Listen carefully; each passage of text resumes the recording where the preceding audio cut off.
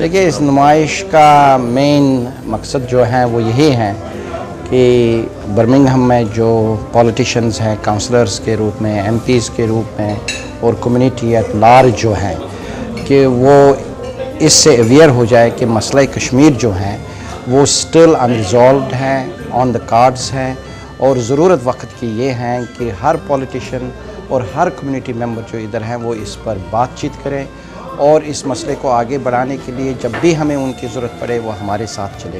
This is the focal point इस exhibition का, इस नुमाइश का। जितनी पजीराई इस मसले को होनी चाहिए थी और जो दुनिया के अभी हल तलब मसाइल हैं उनमें नंबर 1 फौकियत होनी चाहिए थी, इस मसले को हासिल नहीं है। और उसकी वजह दुनिया के मारूजी हालात भी हैं और दुनिया के वो डबल स्टैंडर्ड्स भी हैं। कई और मसाइल जो इस मसले के बाद दुनिया में सामने आए, ईस्ट तिमोर का मसला हो, साउथ सूडान का मसला हो, उन मसाइल के लिए रेफरेंडम के ज़रिए उन मसाइल को हल किया गया। हमें देखना चाहिए कि किस इश्यू पे हमें ये कैसे अफेक्ट कर सकते हैं और वो हो नहीं रहा। वो एक फोकल पॉइंट जो होता है जिससे कुछ बात होती है, प्रेशर होता है, वो नहीं होता है। बिल्कुल जी, इनकी ज़रूरत है और मेरे ख्याल में इस तरह के जो यहाँ की स्पेशली जो यंग कम्युनिटी है, जो यहाँ यूथ से हमारे, उनकी अवेयरनेस के लिए ये बहुत ज़रूरी है और एक्सिबिशंस होनी चाहिए कश्मीर के ऊपर जो है वो हमें काम ज़्यादा, पहले से मैं कहूँगा कि ज़्यादा मेहनत से हमें काम करने की ज़रूरत है और टाउन्स और सिटीज़ के अंदर भी काम करने की ज़रूरत है और यहाँ के होस्ट कम्युनिटी तक भी रसाई जो है वो हमें ज़रूर हासिल करनी चाहिए। मेरे नुक्ता नज़र से कश्मीरी कम्युनिटी जो बरतानिया में है वो मसला कश्मीर के लिए अपनी वसात के मुताबिक अच्छी कोशिश कर रहे हैं, लेकिन मज़ीद कोशिशों की ज़रूरत है, इसलिए कि हमें आज़ादी अभी मिली नहीं।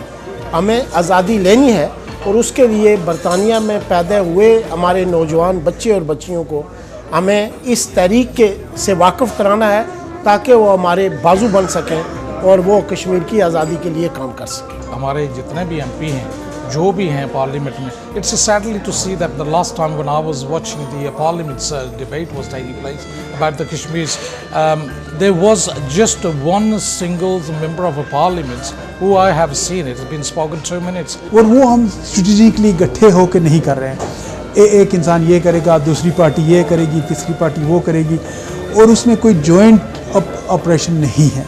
अगर कश्मीर के लिए कुछ करना है तो हम सबको इकट्ठा होना पड़ेगा एक कॉमन ग्राउंड पे। It's sad to see that there's so many Muslims MPs in the parliaments, and none of them have brought this attention to show the publics that they are being there to represent our view. हमारे लिए बहुत ज़रूरी है कि हमें एक common base पर हो।